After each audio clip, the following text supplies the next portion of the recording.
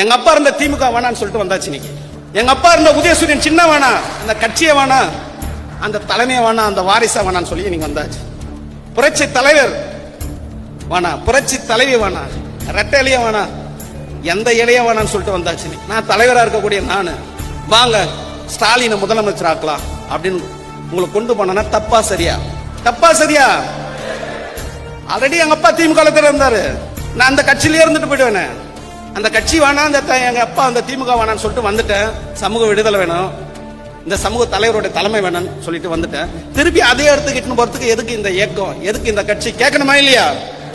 கேட்கணுமா இல்லையா? யார கேட்கறதே கிடையாது. எதெல்லாம் விட்டு வந்தோமோ அதே இடத்துக்கு போறாங்க. எடப்பாடியை முதலமைச்சர் ஆக்கலான்னு வாங்க. அடுத்தது பார்த்தீங்கன்னா உதயநிதியை முதலமைச்சர் ஆக்கிறதுக்கு கூட கூட்டிட்டு போவாங்க. நம்ம எப்படி ஆள்றதுன்னு தான் நம்மளுடைய நோக்கமா இருக்கணும். இதான் பகுதியின் சமாஜ் கட்சியுடைய கொள்கை.